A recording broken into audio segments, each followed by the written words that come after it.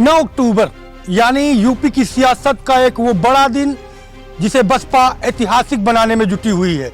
और हम खड़े हैं इस समय स्टेट का ऑफिस बीएसपी के, जहां पर तैयारियां जोरों पर दिख रही हैं। पूरे लखनऊ को होर्डिंग से पाट के रखा गया है। 9 तारीख मतलब बसपा के संस्थापक कांशीराम जी का परिनिर्वाण दिवस के रूप में बसपा बहुत धूमधाम से मनाती है, उन्हें श्रद्धा सुमन अर्पित करती है। लेकिन ये श्रद्धा सुमन अर्पित करने के साथ साथ कार्यकर्ताओं की जुटान ये दिखाती है कि बसपा अब नई पीढ़ी की ओर बढ़ रही है। लगातार होर्डिंग्स तो बहुत सारी लगी, लेकिन होर्डिंग्स में जो खास बात है आपको मैं दिखाऊं कि बसपा की संस्थापक मायावती जी के बाद अगर कोई दूसरा नंबर दिखाई पड़ रहा है तो वो है आकाश आनंद का। उनको दूसरे कद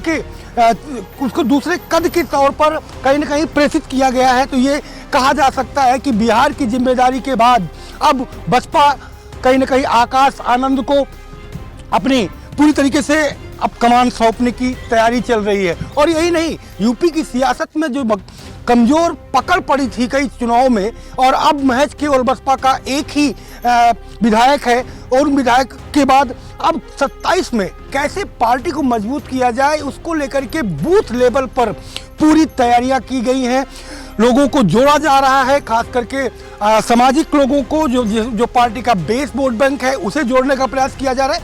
और साथ ही साथ अन्य दलों से लोगों की पार्टी में शामिल कराए जाने की भी पेशकश की जा रही है, तैयारियां उसको भी लेकर के चल रही हैं। तो ऐसे पोस्टर्स और बैनर आपको मुख्यालय से लेकर के रमाबाई अंबेडकर मैदान तक लगातार देखने को मिलेंगे। बताया जा रहा है कि तकरीबन 5 लाख लोगों की जुटान रमाबाई अंबेडकर मैदान में होगी, और वहीं आकाश आनंद यूपी के लिए एक बार फिर से लॉन्च किए जाएंगे। ये कहा जा सकता है कि रीलॉन्च किया जाएगा उनको, और रीलॉन्च के बाद कहीं ना कहीं अब जो आगे की रणनीतियां हैं उसमें आकाश आनंद का एक चेहरा बड़ा बनता नजर आएगा। क्योंकि विधानसभा चुनाव हो या लोकसभा चुनाव, हर विधानसभा और लोकसभा के चुनाव में प्रतिशत बसपा का कद घटा है, उनके वोट बैंक का प्रतिशत घटा है। लेकिन ये वोट बैंक का प्रतिशत अब कैसे बढ़े उसको लेकर के पिछले 1.5 वर्ष से पार्टी की संस्थापक लगातार काम कर रही थी। और अब ये है कि जो 9 अक्टूबर है उस दिन उसका वो परिणाम दिखेगा